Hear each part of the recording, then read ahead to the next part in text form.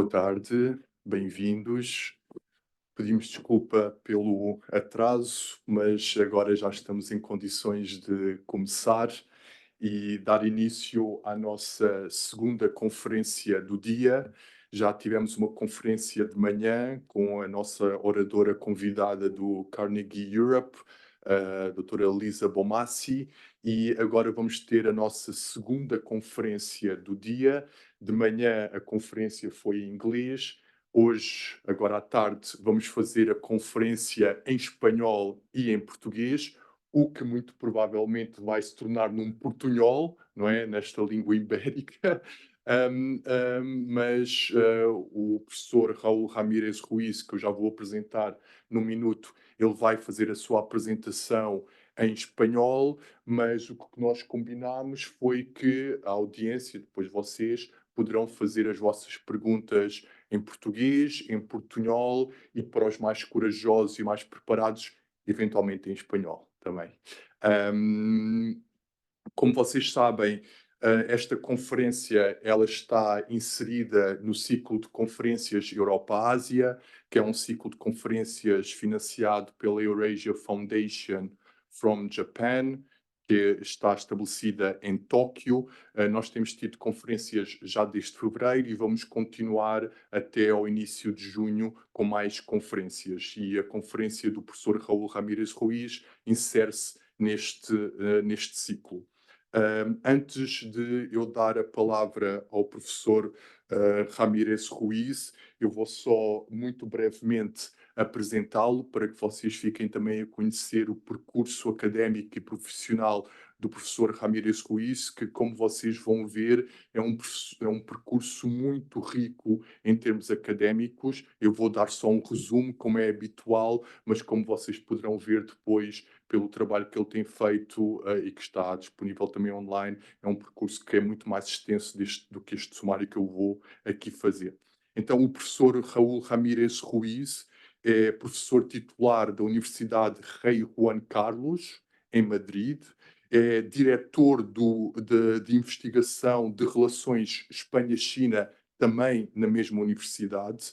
Ele foi investigador do Congresso dos Deputados entre 2000 e 2001, professor visitante na East China Normal University e é atualmente membro da Associação Confucionista Internacional. As suas linhas de investigação incluem vários tópicos, todos de relevância para o nosso ciclo: história da Ásia, história da China, relações Espanha-China no período Qing e relações União Europeia e China. Entre as suas obras, algumas das quais o professor Raul Ramírez Ruiz trouxe aqui para mostrar e para doar à nossa biblioteca, eu não vou mencioná-las todas, mas há algumas que vale a pena destacar, principalmente a última obra, que é a mais recente, a História da China Contemporânea, que, como o professor Ramírez Ruiz estava a explicar de manhã, é um dos poucos livros em espanhol que faz este levantamento da história da China contemporânea, desde as guerras do ópio até aos dias atuais. E muito generosamente o professor Ramírez Ruiz doou esta obra à nossa biblioteca e por isso quem estiver interessado pode consultar e requisitar este livro na nossa biblioteca. Além deste livro, eu gostaria de destacar também o livro que o professor Ramírez Ruiz organizou e que foi publicado o ano passado, que ele tem aqui também consigo, e que é um livro que faz um levantamento de todos os estudos asiáticos que são atualmente levados a cabo em Espanha.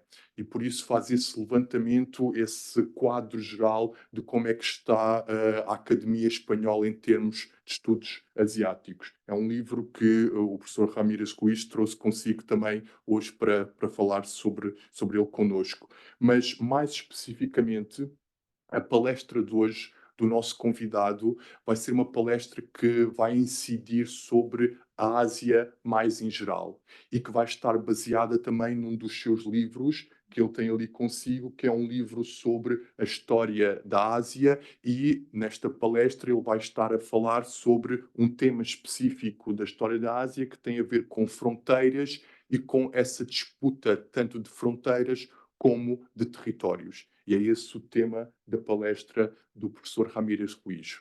Hum, Em termos de apresentação, eu vou ficar-me por aqui e vou passar desde já a palavra ao nosso convidado, ao professor Ramírez Ruiz, não antes deixando de agradecer muito a sua presença, a sua simpatia. É um gosto imenso tê-lo aqui, julgo pela primeira vez na nossa universidade, mas uma primeira vez de muitas, eu espero. Por isso, em meu nome e do professor Luís Tomé e da Universidade Autónoma de Lisboa, Raul, muito obrigado. Graças. A palavra é tua.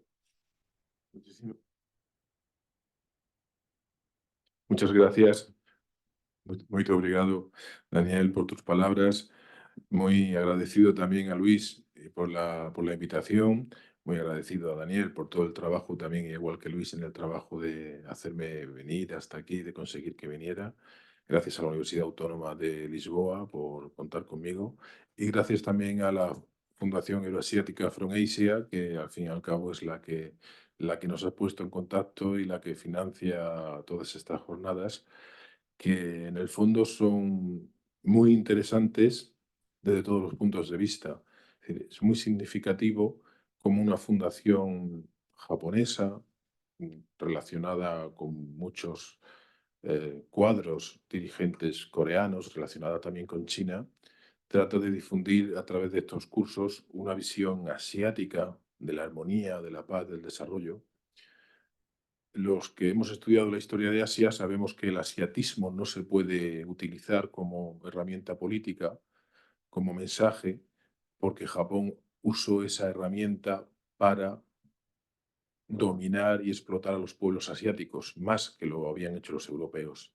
Por lo tanto, es muy interesante ver cómo esa idea asiatista, que podría ser paralela a la europeísta, se viste de este ropaje euroasiático. Es decir, como hablaba con los profesores de la Universidad Autónoma en el espacio previo, aquí es tan interesante el curso, lo que se ve, como lo que no se ve. Todo es interesante para analizarlo. Muchísimas gracias. Están siendo unos días muy agradables en Lisboa. Bueno, pues voy a la conferencia. Fronteras en Asia. Estados y territorios en disputa.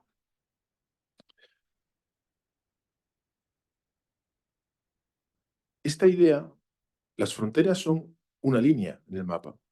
En España, a la frontera con Portugal se le llama la raya. No sé si en portugués la raya se entiende igual. Sí, la raya, más allá de es la raya, es una línea, es una raya.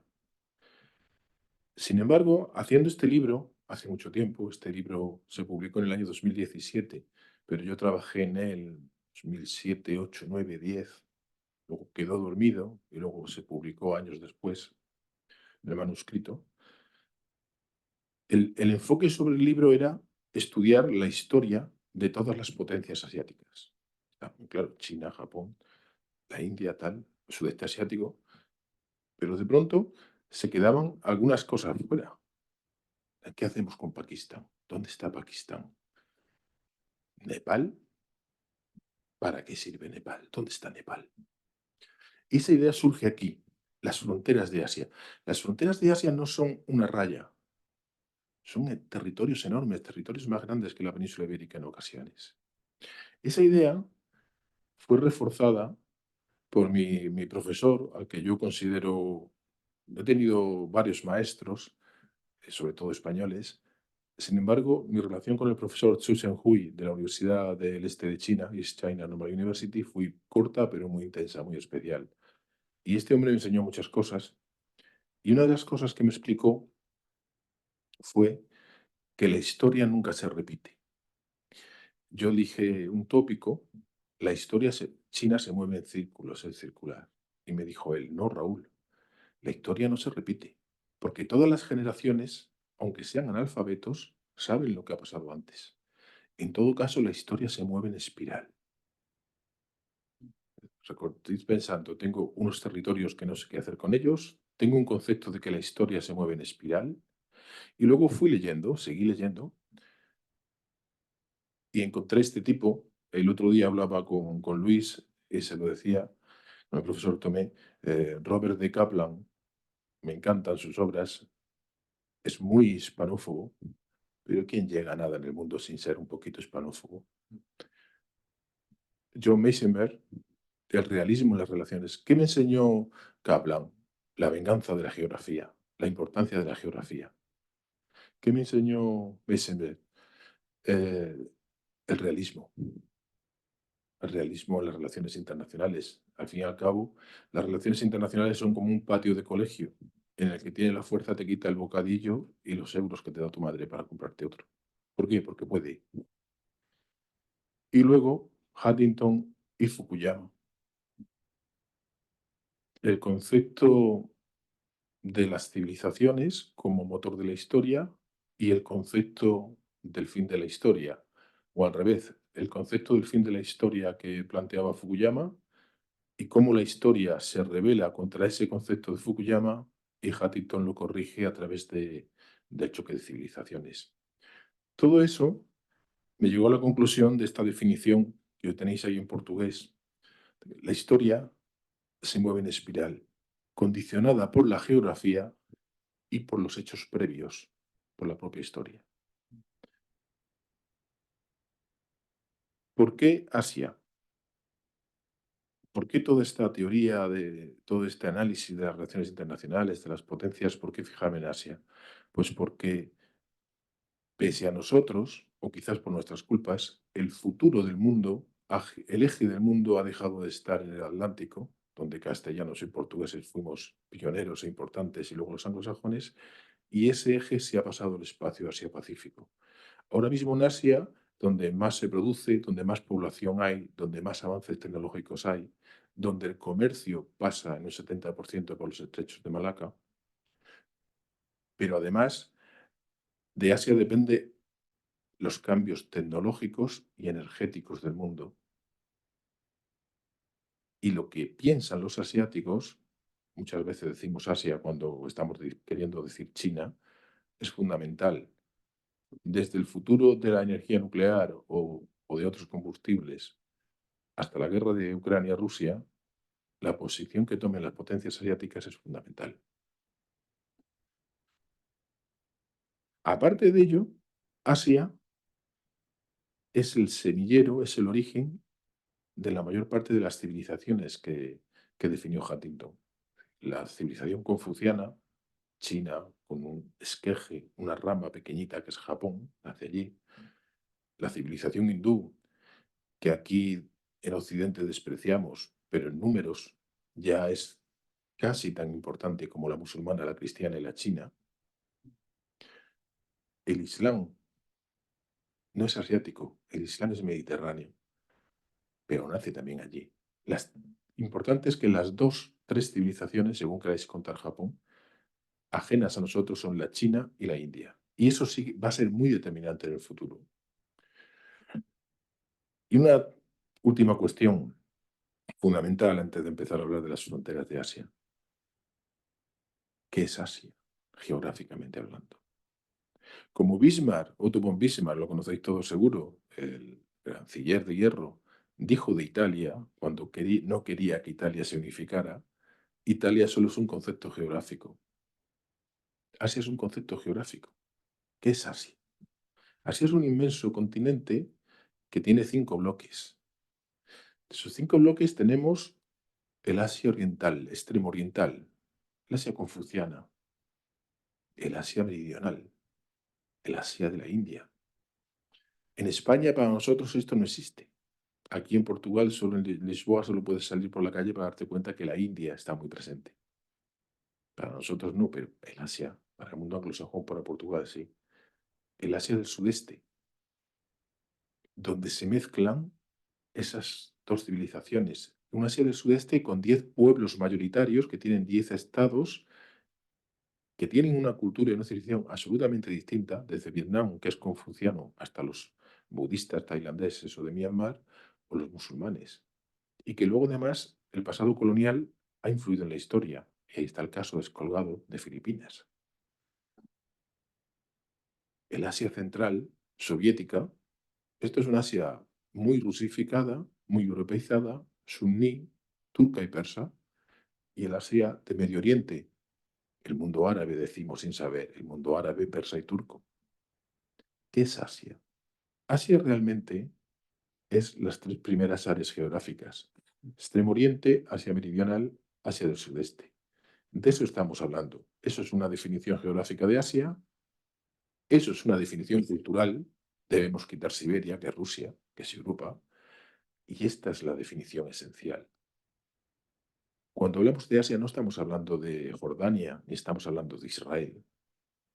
Cuando abordamos fronteras de Asia, cuando hablamos las civilizaciones asiáticas, estamos hablando esas naciones, esos estados, esos pueblos que nacieron y se desarrollaron desconectados de nuestra civilización. ¿Y cuál es nuestra civilización? El Mediterráneo. Hay una hebra de hilo muy fina que nos une a los indios y no hay ningún tipo de comunicación con los chinos. Esas dos civilizaciones que representan la India y el Extremo Oriente son otros mundos, desconectados de nosotros. Dentro de esos mundos, y dada la importancia que se ha generado en toda esta área, ha surgido una serie de territorios que hacen de frontera.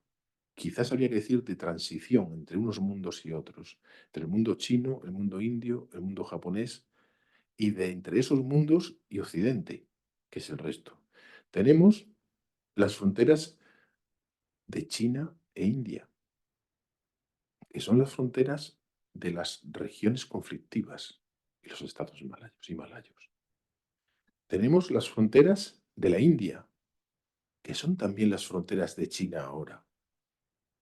Pakistán, Bangladesh y Sri Lanka, la antigua Ceilán.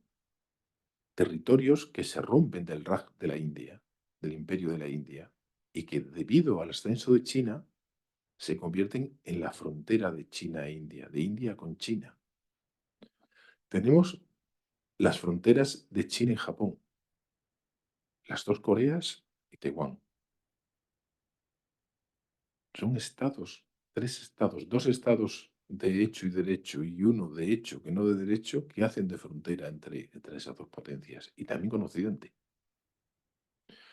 Y tenemos la frontera de Rusia con China, Mongolia.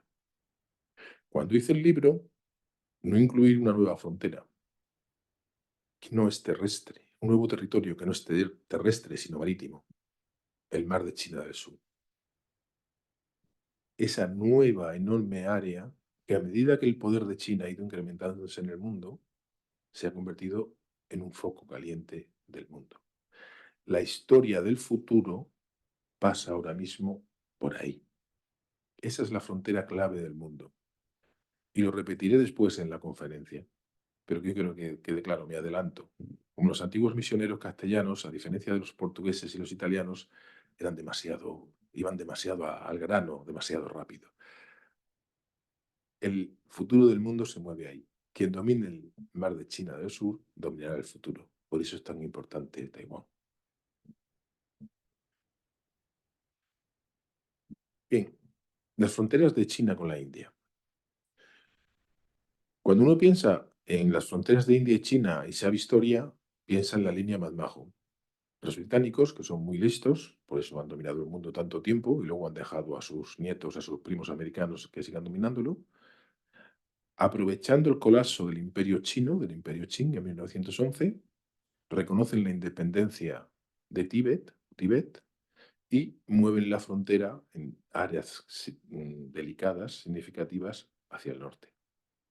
Y arrancan miles de kilómetros cuadrados de territorio que siempre habían sido chinos o que los chinos habían considerado chinos.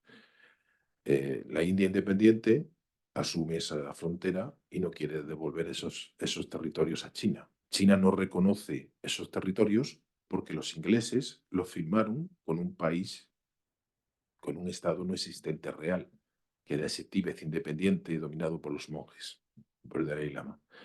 Pero esa no es la frontera preocupante, esa es la frontera que ahora salen los informativos de las televisiones, cuando los patrullas del ejército chino e indio se pelean con piedras y palos por no usar armas de fuego, por no crear un incidente internacional. Lo verdaderamente delicado en la relación de China e India son las regiones de soberanía difusa que se encuentran a ambos lados del Himalaya.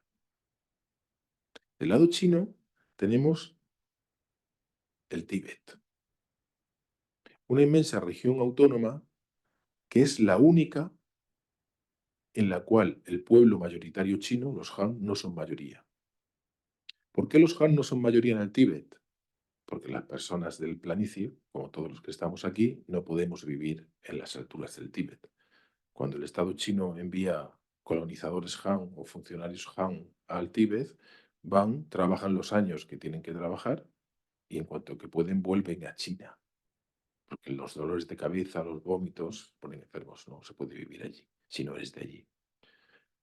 El Tíbet es la base, es el origen de los grandes ríos de China y da una plataforma y de China y de la India. Es el control del Himalaya. Si tú dominas el Tíbet, dominas los ríos que van hacia el Pacífico y hacia el Índico. Y además China, desde el Tíbet, una planicie alta, puede coger las bombas nucleares, yo puedo coger a Daniel y tirarlas así y caen en Delhi. Los indios deben tener unos motores nucleares buenísimos, como los rusos. ¿Por qué? Porque para bombardear China no tienen que tirar, tienen que tener motores que sean capaces de llegar a la otra punta del mundo, que es Pekín o Shanghái. India, cuando se independiza de Inglaterra, y China inmediatamente después, 2 años después, se convierte en un régimen comunista, Mao ocupa el Tíbet, e India no tiene la voluntad de defender la independencia de ese Tíbet supuestamente independiente, independiente de hecho. Por lo tanto, India deja que China, la China comunista, ocupe el Tíbet. Desde ese mismo día que permiten eso, se están arrepintiendo. Por eso, cuando China se impone en el Tíbet, India se convierte en el gran refugio del lamaísmo de toda la élite de los monjes tibetanos. En el lado chino también tenemos el conflicto de Xinjiang, una región turca, se llamaba antiguamente el Turquestán Oriental, de población turca musulmana suní, incorporada a la República Popular China. Antes esto podía hacer frontera con Rusia, con la Unión Soviética, pero ahora no. Ahora ya también es frontera de China. ¿Por qué? Rusia no tiene ya tanta frontera en esa zona, Rusia es amiga de China, mientras que India es el gran factor discordante ahí en esa región también. Es una región que ya está poblada mayoritariamente por Han, pero 50-50%, 50% son nativos, pueblos turcos musulmanes suníes, pueblos y gentes que están más cerca en su visión del mundo de nosotros, de cualquier lisboeta o de cualquier madrileño, que de un chino de Pekín, en la forma de ver y entender el mundo, pero que viven en sus ciudades tradicionales, pero el Estado chino ya ha llenado el territorio de ciudades modernas, estilo chino, de población Han. La tensión en esa región es muy grande y va a seguir siéndola. ¿Por qué es frontera con China? Porque para dominar esa zona, Pakistán regaló a China, después del año 61, la región de las Kachin. Esta región permite la unificación, la comunicación del Tíbet y de Xinjiang y el dominio sobre Cachemira. Yo siempre he creído, pero no tengo pruebas, que la contraparte china fue nuclearizar Pakistán, darle la tecnología suficiente para tener la bomba de la que luego hablaremos. Cachemira. Pegada a esas dos grandes regiones, al otro lado del Himalaya, en territorio indio, está la región de Cachemira. Todos conocemos Cachemira por los cuentos de la mil y una noches y por los jerseys, los sacos, no sé cómo le diréis en portugués, de Kashmir, que tenemos todos, las bufandas.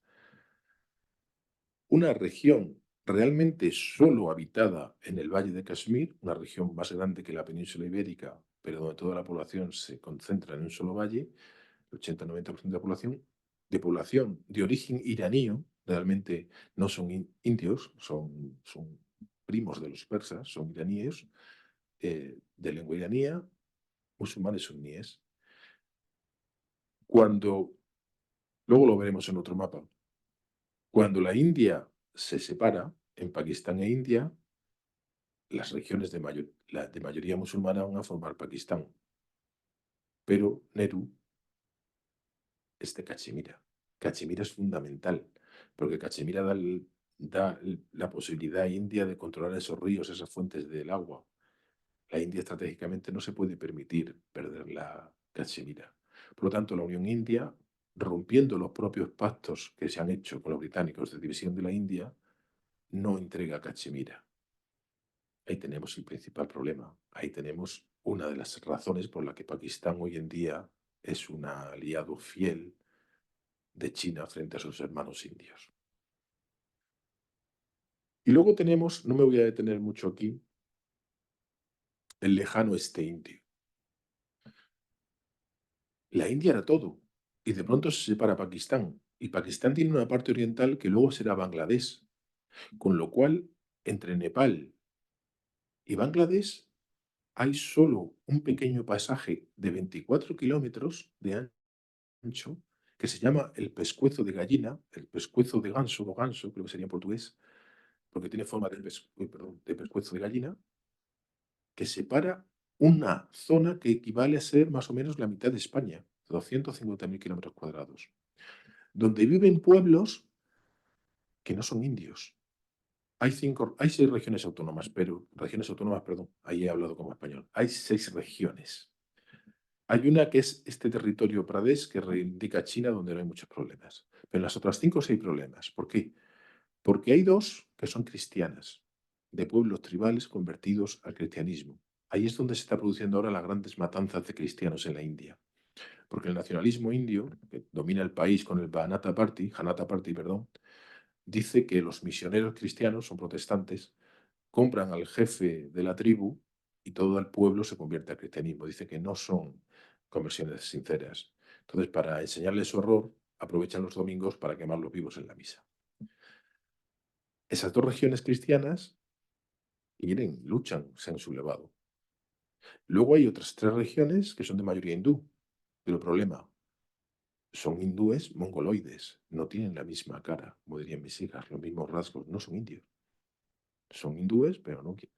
Entonces, China, Bangladesh, Pakistán, Bangladesh y luego China han ido alimentando y soportando todos estos movimientos guerrilleros y de terrorismo que no paran no siguen allí.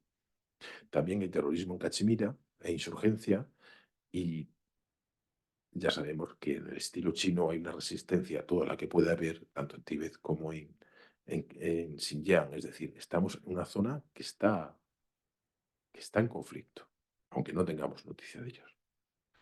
Luego tenemos 2 estados, Nepal y Bután. Estos son residuos de la historia. Buda nació en Nepal, no nació realmente en la India, en esos valles del Himalaya. Nepal y Bután son 2 pequeños reinos históricos que los británicos, cuando los conquistan, no los integran dentro de la administración de la India. Los ingleses hicieron la India, igual que Roma hizo España. Luego Portugal se fue. Pero fueron los romanos los que llegaron aquí y dijeron, de aquí a aquí, los Pirineos, el mar, todos iguales, las mismas caras, pues todos iguales. Son los ingleses los que dicen, esto es la India, todos negros. La Himalaya, el desierto, el mar. ¿Cómo que somos iguales? Que los Kashmir somos iguales que los tamiles. Igual de negros para mí. Pero dentro de ese aparato administrativo no incorporan a estos 2 reinos. Son 2 estados distintos. Nepal es un estado donde el pueblo nepalí mayoritario es indoeuropeo. Y hasta que se estableció la república, en 2006 creo, no sé si me estoy equivocando, no veo las letras, era el único estado de confesión hindú oficial del mundo. Nosotros conocemos el Nepal por los Sherpas del Himalaya, que son asiáticos. No, pero esos son la minoría. Es un pueblo indio, es un pueblo indoeuropeo, que tiene como religión el hinduismo. Una monarquía hasta 2006. Bután es un pueblo budista, donde la lengua es tibetana.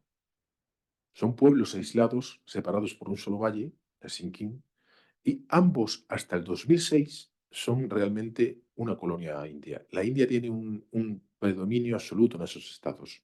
De hecho, ambos le tenían cedido a India sus relaciones exteriores y su ejército. Sus relaciones su ejército, sí. ¿Qué ocurre en Nepal? En Nepal hay una insurrección maoísta animada por China Y cuando China tiene, a partir del año 2000, suficiente fuerza, el Rise of China, esa guerrilla comunista pro-China que aparece en el año 96 es capaz de poner en jaque al Estado. De tal manera que en 2001 el príncipe, el joven de los dos vestidos de soldados, va a matar a toda la familia real en un atentado rarísimo. A partir de ahí va a empezar una descomposición del régimen que ha llegado a que realmente lo que se ha producido es un desplazamiento de India por China.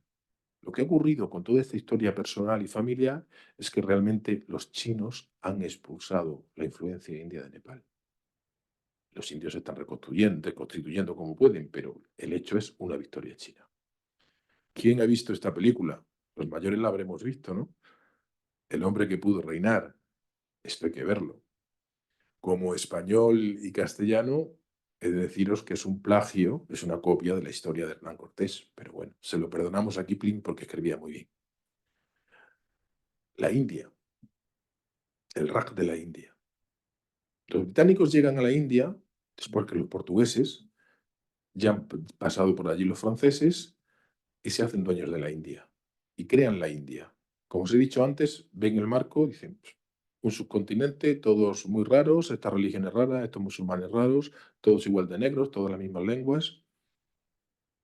Esto es la India. Querían una administración centralizada. Y cuando se tienen que ir, porque todas las colonizaciones, como todos los tiranos, se acaban yendo, quieren quedarse un poquito más. Y para quedarse un poquito más, dividen al pueblo. Divide, este impera. Crean los conceptos del comunalismo. Y al final generan un nacionalismo musulmán enfrentado a un nacionalismo más débil indio, que se empieza a ser con Gandhi cada vez más hindú y menos indio. Eso hace que cuando llega el momento de la división del país, el país se divide en dos. Todos los musulmanes van a crear un país que se llama Pakistán, con las regiones pobladas mayoritariamente por musulmanes, y el resto va a ser una India laica. Curiosamente, esa división se va a producir siguiendo las fronteras exteriores del Raj de la India. El Raj de la India es el Estado indio, el Estado británico en la India, el Imperio Indio. Raj, si os dais cuenta, es igual que Reich, de un tal Adolfo que se hizo muy famoso. Aunque Adolfo tuvo el tercer Reich, hubo otros dos antes. Esto es el Raj, es la misma raíz aria, la misma raíz indoeuropea. Y nace Pakistán, el país de los puros. Pakistán es un invento. Pakistán se le ocurre a este señor, no recuerdo ahora el nombre y desde aquí no lo veo, en 1933 en Londres. Las élites indias están estudiando en los mejores colegios, colleges y universidades británicas. Y allí este poeta con un grupo de jóvenes deciden inventar un país para los musulmanes. Ese país para los musulmanes se va a llamar el país de los puros. Pero ese nombre surge como un acrónimo. En realidad son las siglas de todas las provincias de mayoría musulmana que van a generar Pakistán. Está Cachemira, que se ha quedado en la India. Y no está Bangladesh, que se quedará en Pakistán al principio. ¿Qué tenemos aquí? Pues tenemos un país que es artificial, que se ha creado sobre la estructura de la fe común, del Islam, donde conviven pueblos indios, pueblos de origen indio, lingüísticamente indios, con pueblos iraníos. Y donde sobre esa capa de esos dos pueblos, además divididos entre ellos, ha llegado 8 millones de mojahid, de inmigrados que vienen de los musulmanes del interior de la India. Musharraf, el último dictador militar, había nacido en Delhi, que son realmente los que dominan el ejército y el Estado, los que vienen de la India, los extranjeros. Como si aquí a la península ibérica llegan unos suecos y se ponen a gobernar sobre nosotros. Eso hace que la única identidad de este país sea el Islam y sea el odio a la India. ¿Qué es un pakistaní? Un indio musulmán que no quiere estar bajo el dominio de los hindúes. Eso hace que este país esté actuando totalmente como quinta columna del subcontinente indio de China. Este país en su odio, es recíproco, no le he hecho la culpa de nada a los pakistaníes, ha obtenido la única bomba nuclear que tiene una potencia musulmana. Además la llaman la bomba de Alá. Ha empujado a la India a nuclearizarse. Ha hecho que Pakistán, que reclama toda Cachemira, regale parte de ese territorio soberano a China. Como os he dicho antes, yo creo que a cambio de la tecnología para poder tener la bomba. Y ha hecho que sea una nueva provincia de China. Los chinos la llaman el nuevo tesoro. Tíbet en chino, Xinjiang es nuevo tesoro. Tesoro occidental, creo. Este es el nuevo tesoro. Los chinos están haciendo autopistas desde el Himalaya, desde arriba, hasta la base de Guardar, donde están creando una megabase que controla tanto a India como el Golfo Pérsico.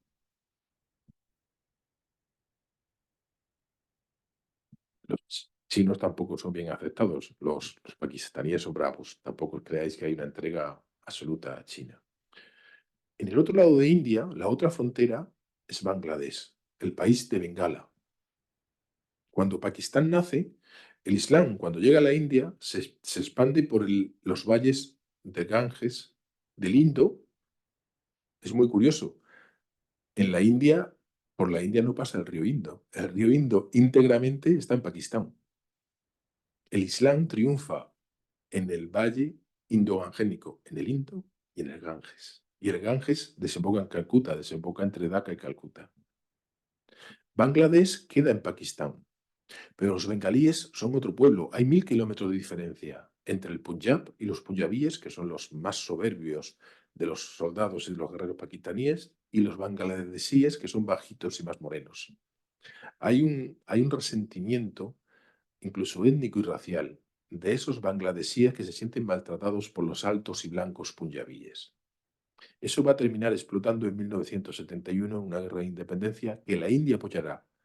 Pero después de la independencia, la India es incapaz de controlar Bangladesh, porque el odio religioso prima otra cosa. Finalmente, Bangladesh se ha convertido en otra colonia, no es una colonia, entendedme, en otra posición avanzada de China sobre India. Y en el sur está el diente de Buda, la isla de Ceilán. Siempre ha vivido independiente.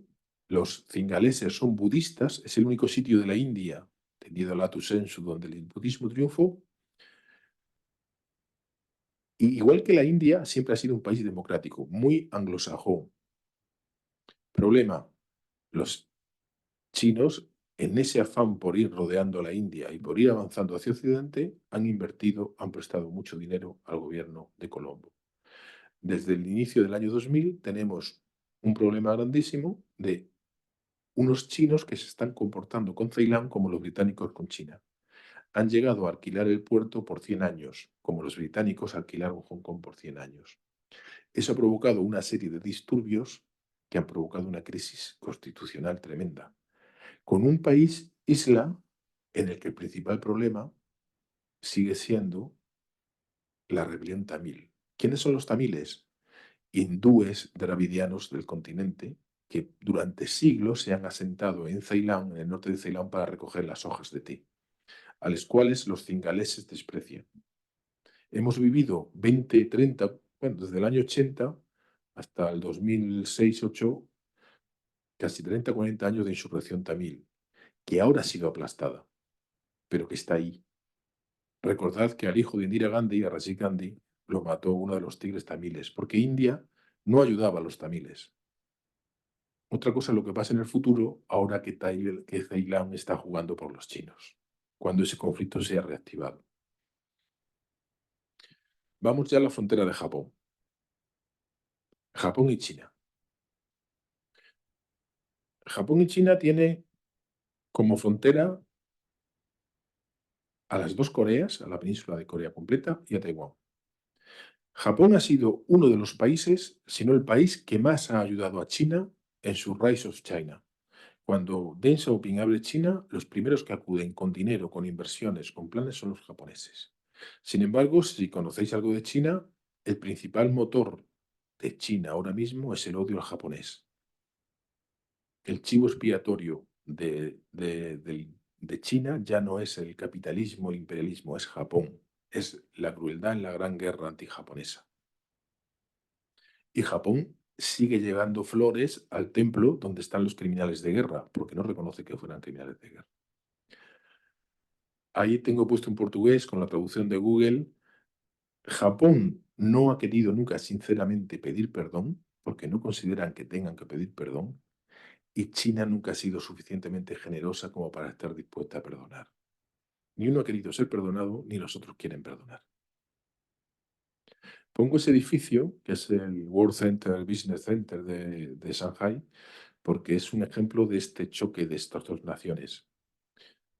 Ese edificio, el hueco que tiene arriba, que es un rectángulo, en un primer momento en el diseño era un círculo. Ese edificio son 4 katanas, que desde el puerto de Shanghai se ven en todo Shanghai.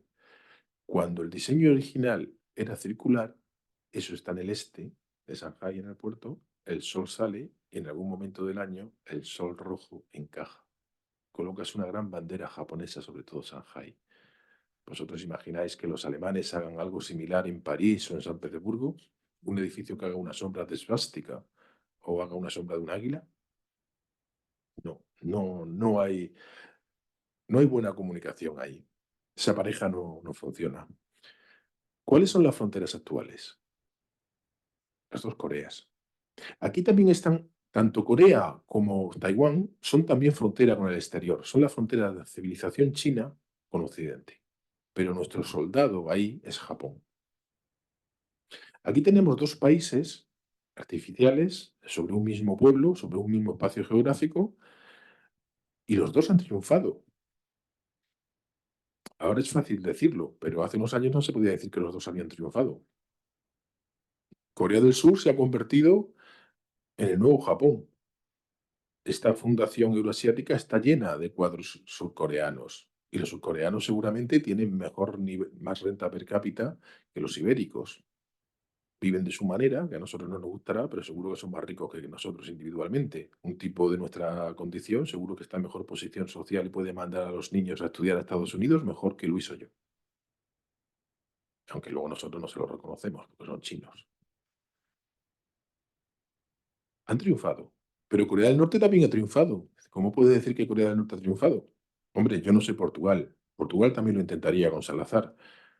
Pero España con Franco estuvo a 2 días de tener la bomba atómica. Y no pudimos. Ni nos dejaron. Corea del Norte, pasando hambre, matando a su propio pueblo, ha conseguido tener la bomba atómica. Y no solo la bomba, sino la capacidad balística de llevárselo a tus enemigos a su casa. Son dos sociedades confucianas que trabajan y trabajan al servicio de la comunidad y consiguen grandes éxitos. ¿Se podrán unificar algún día? No, porque no le interesa a nadie. Nadie quiere la Corea del Sur dinámica y económica y moderna con las bombas atómicas del norte. Todos temen que esa Corea unificada y nuclear, con el dinamismo económico del sur y las bombas del norte, caiga del lado del otro. Ambas Coreas odian a Japón. Ambas querrían tirarle la bomba a Japón. Japón y Estados Unidos no van a permitir una Corea unificada. Corea del Norte se lleva muy bien con China, pero es que Corea del Sur se lleva mejor con la nueva China. Estados Unidos y Japón no pueden permitir una Corea pro-China. China tiene sus dudas. ¿Por qué? Porque los coreanos, de verdad, los norcoreanos, prefieren a los rusos a ellos. ¿Por qué prefieren a los rusos? Porque son más distintos. Es que los chinos, en el fondo, nos quieren comer, nos quieren asimilar. Por lo tanto, China tampoco se fía de que una Corea unificada termine girando hacia Rusia, dando la espalda a ellos para no ser asimilados. Eso es un conflicto congelado. Los americanos, leí hace años a un soldado británico, dice, los americanos tienen tanta gente mirando un muro en la frontera de Corea como todo el ejército británico, allí congelados, esperando. Conflicto congelado. Y ahora vamos a un conflicto caliente, muy caliente. Adelanto, porque como soy como los antiguos misioneros castellanos, tengo que ir enseguida a la nuez, a la semilla. Lo amarillo, está en portugués y se entiende. Y esta idea es mía. Si la habéis publicada por ahí, el primero que la dijo y la publicó he sido yo. Ya la publicará luego Kaplan y dirá todo el mundo, uy, este Kaplan, lo que ha dicho.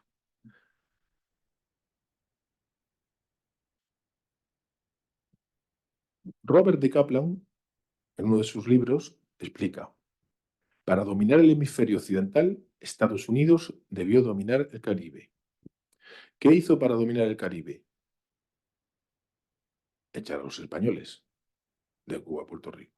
¿Por qué quería dominar el Caribe? Porque estaba el Canal de Panamá.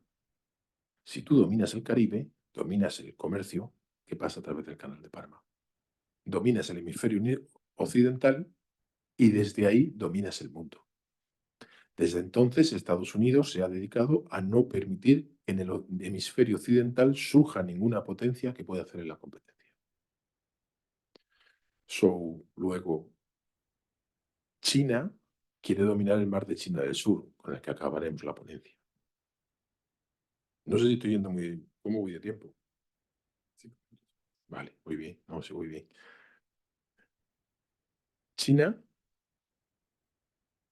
quiere dominar el mar de China del Sur.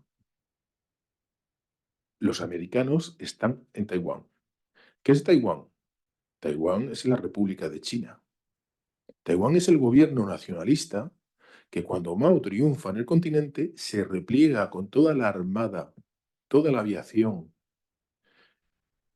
y toda la élite administrativa y todos los tesoros que pueden de la ciudad prohibida sobre Taipei. La República de China sigue existiendo en Taiwán y es la que tiene la legitimidad soberana en la ONU hasta 1972. En el 72, los americanos cambia Mao, pega un giro estratégico de esos imprevisibles, de ser el más antiimperialista del mundo, considera que los rusos no son suficientemente comunistas y por eso se va con los americanos. ¿Qué quiere Mao? Que le devuelvan Taiwán, se vayan de Taiwán y dejen que Taiwán caiga con China y que le den tecnología balística. Los americanos le van a dar mucho dinero. También quiere que le den dinero para la economía. Los americanos le van a dar mucho dinero. Le van a dar tecnología industrial, pero no la balística. Y no le van a dar Taiwán. Van a firmar a lo largo de varios años, 72, 79, 82, varios referendos de que solo hay una China. No va a haber dos Chinas como dos Coreas o dos Alemanias. Y no van a hacer que todo el mundo rompa relaciones con Taiwán. Pero, en contrapartida, cada vez que dan un reconocimiento de soberanía de Taiwán a China, firman un acuerdo con los taiwaneses reconociéndoles que no los van a abandonar. De hecho, la dictadura del Kuomintang, el Partido Popular, el Partido Nacionalista Chino, pasa a una democracia en la cual el Kuomintang sigue siendo pro-chino cada vez menos, pero los propios americanos están financiando una serie de partidos nacionalistas que quieren que Taiwán se declare independiente como Taiwán, no como China. China, en su propia constitución, ha incluido que si Taiwán se declara la independencia, usará las armas para tratar de impedir esa independencia.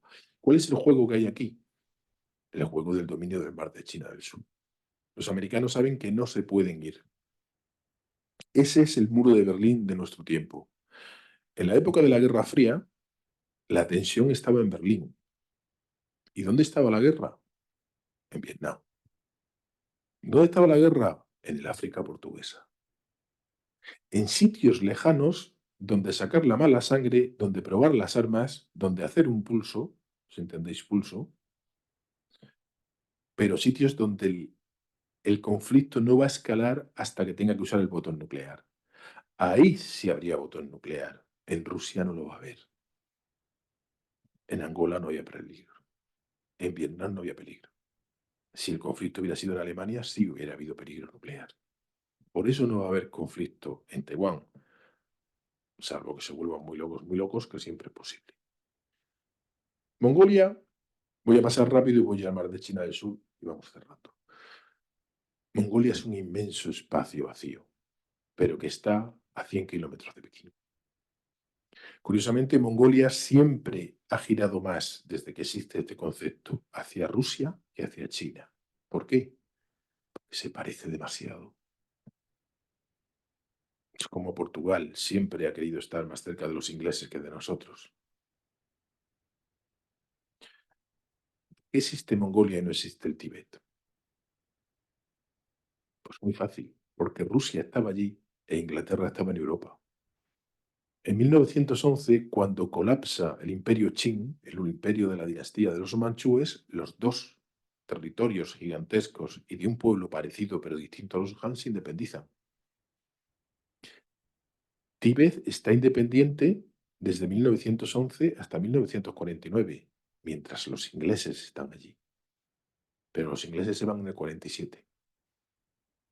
En el 50 cae Tíbet. Mao toma el poder en el 49. Chiang Kai-shek tenía bastante con Mao en el año 47 como para preocuparse por Tíbet.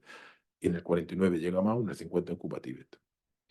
Mongolia existe porque cada régimen ruso, cada vez que ha establecido un acuerdo con China, le ha obligado a firmar el reconocimiento oficial de la independencia de Mongolia. Lo hicieron los zaristas con la República de China y Yuan Shikai. Lo hicieron los soviéticos con Chiang Kai-shek. Lo hicieron los soviéticos con Mao. Y lo ha hecho la nueva Rusia con los nuevos dirigentes chinos. Es un estado, eso es una historia muy bonita, si lo voy a dejar la PowerPoint, buscar el nombre de este general ruso de origen alemán de los países bálticos, un loco que se llegó a creer la encarnación del Dalai Lama mongol, el Bozkán, que es una de las historias como demuestra cómo China no puede dominar las estepas, un pueblo sedentario que no sabe manejarse las estepas. Los americanos, en el momento de mayor debilidad de Rusia, los americanos estuvieron por allí también.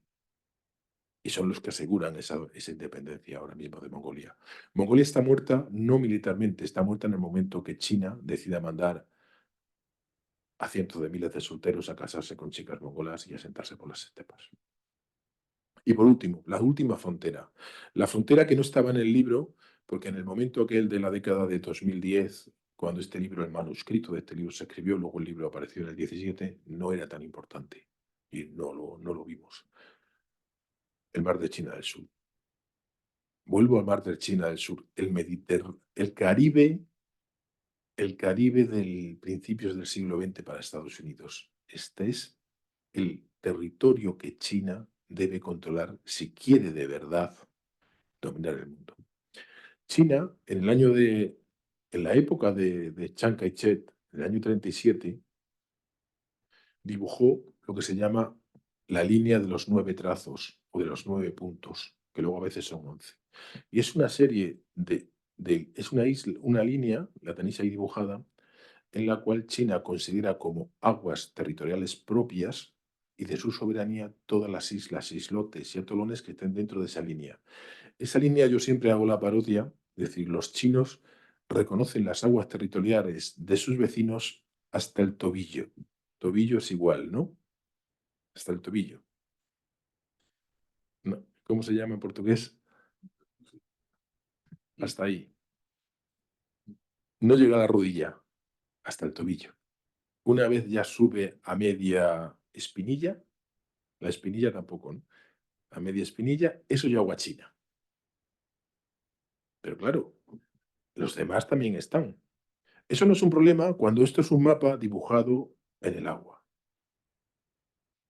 Marruecos, aprovechando la extrema debilidad española, durante los años de pandemia y después, se ha anexionado todas las aguas que rodean las Islas Canarias. Vais a tener problemas con las islas salvajes, las vais a tener porque todo eso va ahí. Y entonces Argelia se ha anexionado todas las aguas que llegan hasta las Baleares. La isla de Cabrera, que es una isla pequeñita al lado de Menorca, ya está en aguas argelinas. Ahora no hay problema. ¿Por qué? Porque es un dibujo en un mapa. ¿Qué mata? Claro, pero eso pasaba ahí. Ahora China es fuerte. ¿China qué está haciendo? Está ocupando esas islas. Esas islas son despreciables, son inhabitables, son atolones, son islotes. ¿Qué está haciendo China? Está construyendo islas artificiales sobre esos atolones. Las islas mayores las ocupa.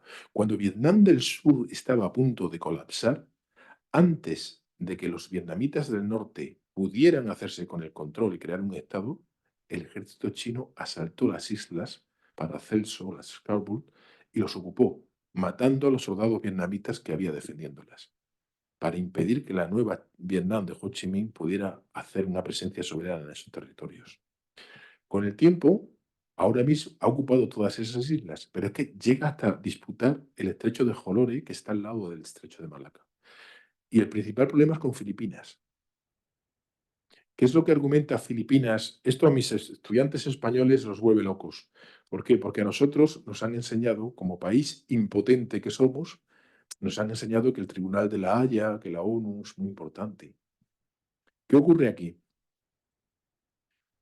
China ocupa los islotes, amenaza a Filipinas. Filipinas se defiende como puede, normalmente con pesqueros. Normalmente lo que hay es choques de barcos pesqueros para evitar que escale, o falsos pesqueros, que en realidad llevan marineros de la Armada. Filipinas va a la Haya, va a la ONU, e impone denuncias contra las acciones ilegales de China. Los tribunales de Suiza o de la ONU se reúnen. ¿Qué aporta a Filipinas? Aporta los documentos españoles. Estas islas, estos islotes son filipinos porque Vasco de no sé qué, de origen de León, llegó en 1506 y desde entonces está adscrito a la provincia española de no sé qué, de Manila. Por lo tanto, la única presencia soberana que ha habido en este territorio es la española, que se hereda por la Filipina. Por lo tanto, este territorio es filipino. Por lo tanto, el soldado chino debe irse. ¿Y qué dice el ejército chino? ¿Quién va a venir a echarme, tú o los jueces de la Haya? Que vayan viniendo los jueces de uno en uno, o todos juntos. Y vamos a Meisenberg.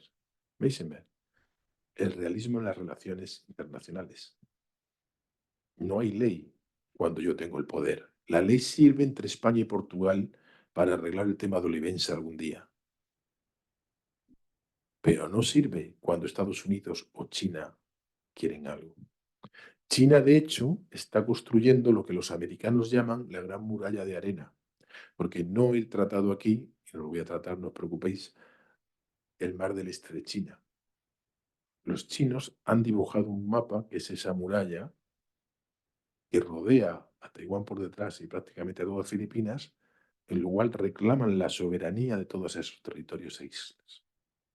Esa es la línea, la frontera exterior de China, donde China quiere imponer su hegemonía naval para dominar el mundo en el futuro. Y ya concluyo. El- Solo ha sido exponer, exponer, exponer casos. No da tiempo para más. Obrigado. Pero, ¿cuál es la conclusión? Pues la conclusión es que el dinamismo de la historia se mueve en Asia. Ahora mismo en Europa, quizás Ucrania era un territorio frontera. No hay estos conflictos ardiendo. ¿Por qué hay estos conflictos ardiendo? Porque China está emergiendo como primera potencia mundial. ¿Qué nos salvará? Voy a ser optimista, yo soy pesimista, pero voy a ser optimista. Que nosotros tememos de China, que China se comporte cuando tenga el poder como nosotros lo haríamos. Nosotros, desde que hemos sido Roma, hasta que fuimos España y Portugal, hasta que fuimos ingleses y franceses, hasta los americanos, ¿qué vendía Roma? La ley, el urbanismo, la civilización. ¿Qué vendían los castellanos y los portugueses? Compraban muchas cosas. La religión. Los indios, los asiáticos, los americanos, los amerindios se quejaban porque les robábamos cosas, les pegábamos el alma. Pues, la gente se queja por nada. Les quitabas el oro, pero le salvabas el alma. La eternidad es eterna. ¿Cómo veían los franceses y los ingleses el colonialismo? Como la pesada carga del hombre blanco. Es que vamos a África a ayudar a estos pobrecitos. ¿Le robamos el oro, las materias? Sí, los esclavizamos, sí.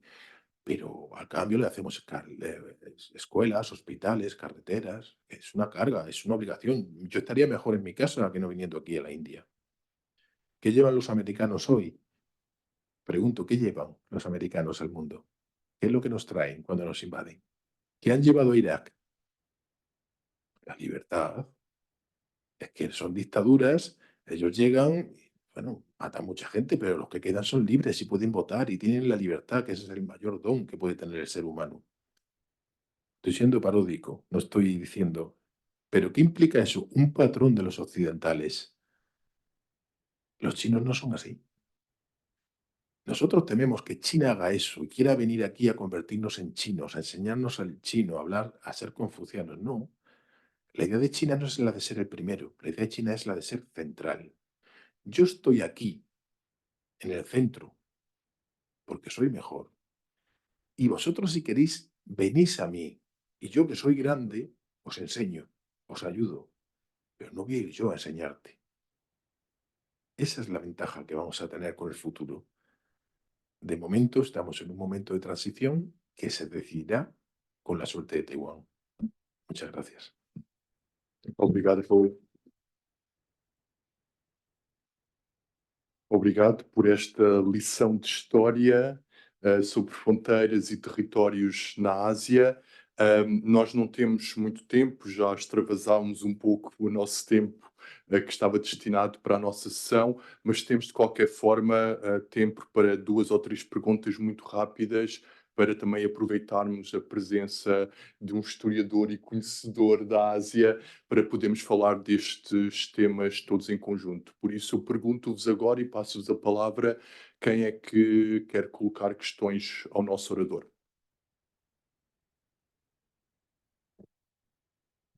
Quem é que quer dar o pontapé inicial, a pergunta inicial?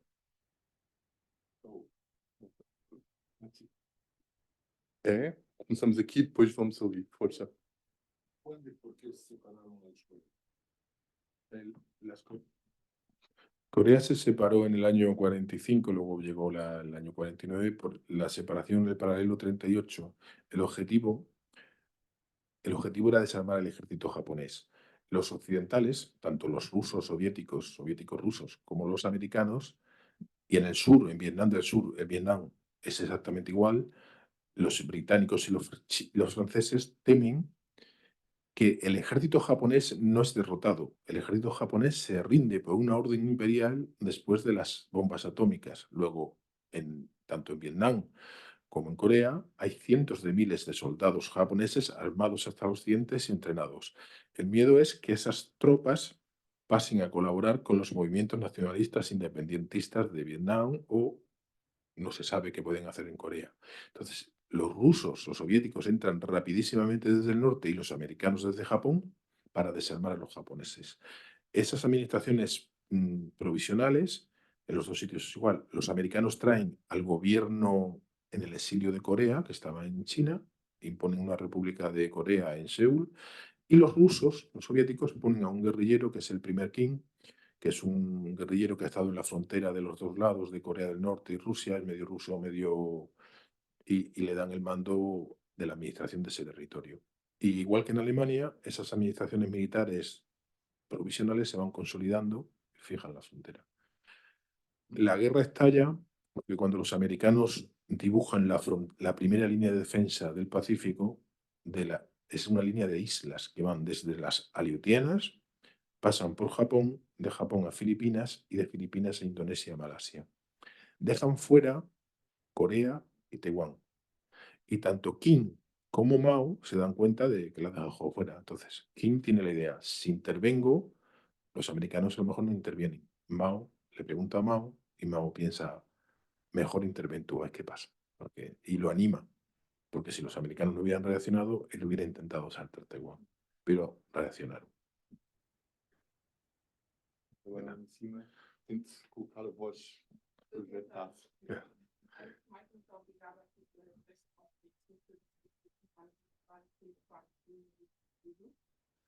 Eu fiquei aqui curiosa, quando, ou seja, quando tivemos aqui a influência europeia, assim também como a americana, nós sempre tivemos aqui um equilibrador. Normalmente era a Inglaterra ou até mesmo os Estados Unidos que equilibrava as potências europeias. Agora, na Ásia, propriamente dito, vimos que é uma região que está em conflito. Quem é que pode ser aqui um equilibrador? Porque, pela explicação que nos deu, isto está mais perto de um conflito do que propriamente poder ser aqui uma região de potência, ou seja, uma potência que possa Estabilizar, não é? Estabilizar e equilibrar. Creo que te he entendido bien, si no me corregís. Tu planteamiento es que antes, cuando había un conflicto, los americanos hacían de potencia equilibradora y estabilizaban la zona y traían la paz. Pero el problema aquí es, eso los americanos lo hacen cuando son un tercero. Es decir, si España y Marruecos la gente no lo sabe, pero Marruecos y España están en una guerra sofocada, no sé si me lo entendéis. Cuando alguien coge un cojín, una almohada y asfixia a alguien, le pones, para la pistola, tú le pones una almohada y ¡pum! Disparas y no hay ruido, sofocada, ¿no? España y Marruecos están en una guerra, de hecho, sofocada, silenciosa, que tiene periódicamente incidentes graves. Y cuando los marroquíes invadieron la isla de Perejil, es un islote que se llama así por un portugués, Perejil, se lo quedó España, eh, a los españoles la retomaron y los americanos tranquilizaron. Pero a los americanos no le importa, son dos criaturas, dos crianzas de ellos, dos niños, dos jugando, niño, no te pegues. Los dos sois míos, tranquilo. El problema aquí es que no es una tercera parte, es un tercer lado, es que es una de las dos partes. El problema es que China sube y Estados Unidos no quiere que China suba. ¿Quiénes son los principales enemigos de China? Sus vecinos. El sudeste asiático e India. Entonces, Estados Unidos está apoyando a todo el que se opone a los chinos. No estoy diciendo que sea malo, tampoco que sea bueno. Es decir, Estados Unidos ahora es el mejor amigo de Vietnam. Estados Unidos lo han echado ya 4 veces de Filipinas, pero luego termina volviendo. India, hablaba con la ponente esta mañana, con Lisa, cuando nos íbamos los dos juntos. India está muy perdida, porque India antes estaba muy claro: China, Pakistán y Estados Unidos, India con Rusia. Ahora, ella está con Rusia, con Estados Unidos, y Pakistán está con Estados Unidos y con China. Y Rusia cada vez está más con China. Pero claro, Rusia, China, India es un triángulo que no. Estados Unidos no puede ser pacificador porque es interesado en esa parte. Muito bem. Última questão para finalizarmos a nossa sessão. Quem é que quer ter esse privilégio de colocar a última questão ao nosso orador?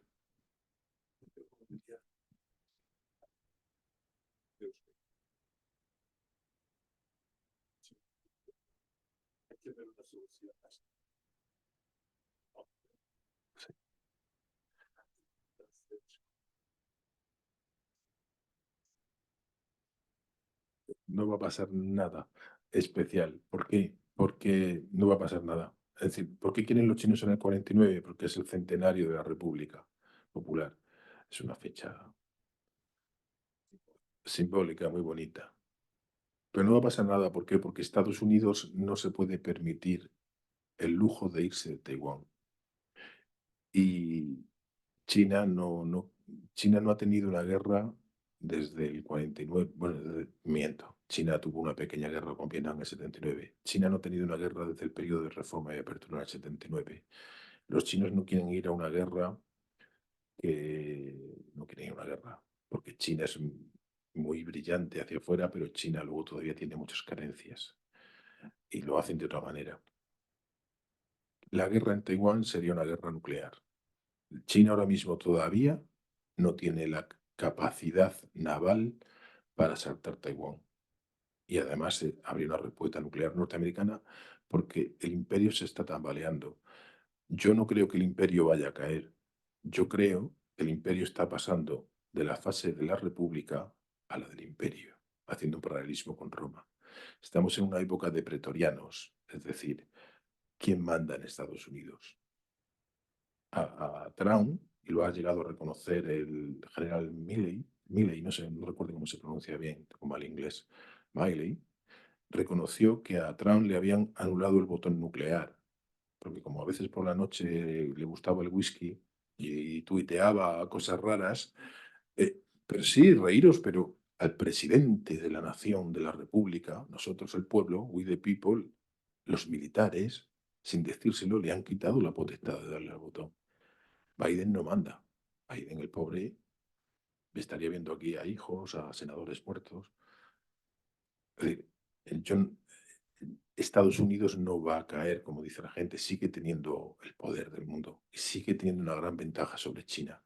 China no puede asaltar militarmente Taiwán todavía. Por lo tanto, es otro conflicto congelado en el que todos amagarán. ¿Cómo puede conseguir China Taiwán? a través de la fuerza inmensa de la corrupción. Establece lazos, todos nuestros amigos chinos académicos ya viajan a Taiwán, o sea, China está continuamente invirtiendo en comprar voluntades, en traer becarios, en traer académicos, pero también lo hacen los americanos. Y la élite taiwanesa siempre va a estar más cómoda con los americanos que con China, porque va a pasar como Hong Kong. Si vuelves a China, vas a perder la élite. Por lo tanto, siendo corto ya, conflicto congelado durante mucho tiempo. La Guerra Fría, es decir, al final no hubo un enfrentamiento en Alemania. Al final una de las partes se desmoronó sola. Pues el muro de Berlín, lo ratifico aquí, el muro de Berlín se encuentra ahora mismo en el mar de China del Sur. Berlín se llama hoy Taiwán. É quase um paradoxo, não é? Porque é disputa pelo território sem disputar o território, quase, não é? É uma disputa por outros meios. Bem, Raul, muito interessante, muito, muito obrigado. O convite está em aberto para regressares mais vezes e continuares a partilhar connosco as tuas investigações. Raul, muito, muito obrigado e obrigado a vocês também.